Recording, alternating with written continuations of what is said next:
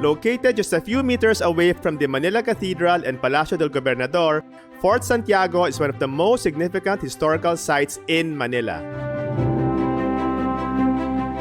Join me in discovering Fort Santiago, a 400-year-old site that has stood as a witness to major milestones in Philippine history.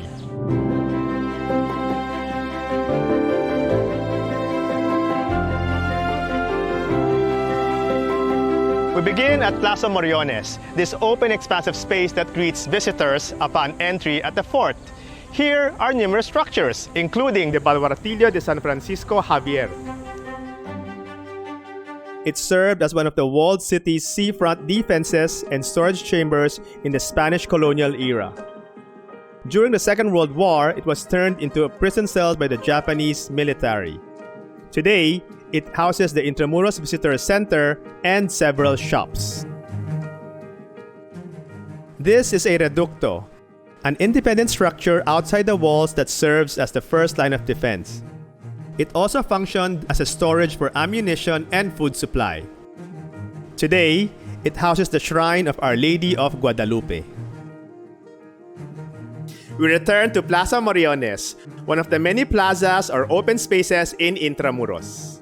Named after the Spanish Governor-General Domingo Moriones, it was once an open ground for military drills, parades, and ceremonies until its destruction in the 1863 earthquake.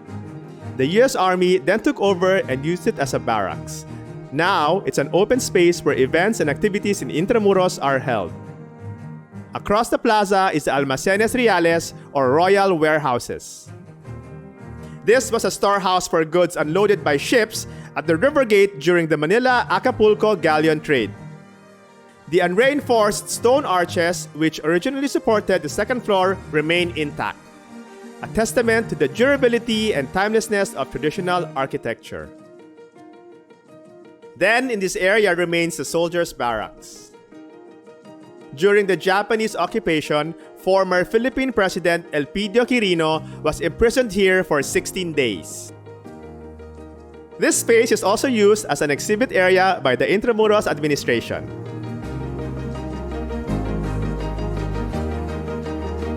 This brass plaque contains a roll of honor and the list of survivors of Filipinos incarcerated inside Fort Santiago during World War II. This man-made canal was restored in the 1980s and connects the Pasig River to Manila Bay. The fort's entrance is guarded by two ramparts, the Baluarte de San Miguel on the left and the Medio Baluarte de San Francisco on the right. These ramparts were built in the 1600s to fortify the defenses of Fort Santiago from the river and the land. Here stands the main gate to Fort Santiago. The main gate is decorated by a wood relief carving of Spain's patron saint, Santiago Matamoros, as well as the coat of arms of the former kingdoms of Castile and Leon. Castile is represented by the castle, while the lion represents the kingdom of Leon. This was a former military headquarters of four successive colonial empires in the Far East. The pre-colonial history of Manila can also be traced in this section of Intramuros where the kingdom of Raja Sulaiman was once located. At the center of the fort proper is Plaza de Armas. It derived its name from the use of the area to stock arms and rifles when not in use. Similar to Plaza Moriones, this was also where the soldiers marched around for their daily drills. This was a two-story adobe building which housed the Spanish artillery companies. Destroyed during the Battle of Manila, this was renovated into an open-air theater for the use of the Philippine Educational Theater Association, or PETA.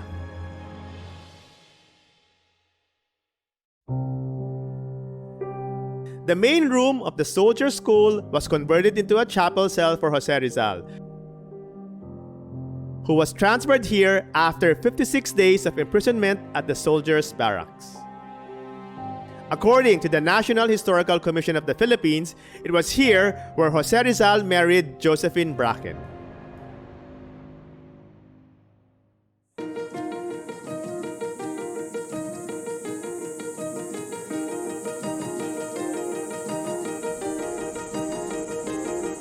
This passageway, the Postigo de la Nuestra Señora de Soledad, was the main access of Fort Santiago's occupants to the Pasig River.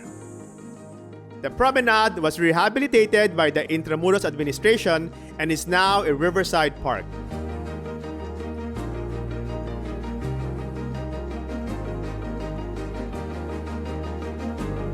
Here stands the Rizal Shrine. This place was the former soldiers' barracks, which had a pantry and food storage before it was used as a cell for Jose Rizal. Today, Rizal Shrine, or Museo ni Jose Rizal, pays tribute to the life work of the country's national hero through its theme settings and relics.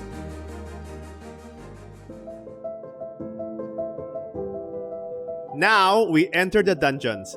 These used to be gunpowder magazines before being converted into prison cells.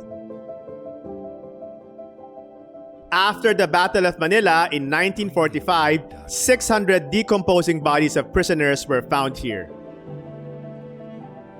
The remains were subsequently buried en masse on an open ground nearby and is marked with a white marble cross. This site used to be the Casa de Castellano, the residence of the 4th Commander. This was built in the 16th century to protect the entrance from the Pasig River.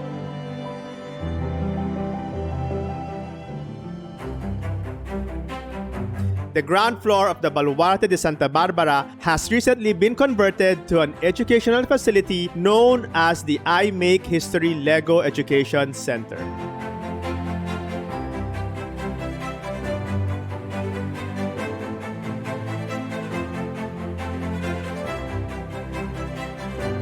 Falsa Braga means false wall. This deceived the enemy and protected the fort from heavy bombardment. From a military site that bore witness to Manila's multi-layered and at times tumultuous past, Fort Santiago is today a national shrine that welcomes visitors to learn and relive our people's journey onto becoming this nation called the Philippines.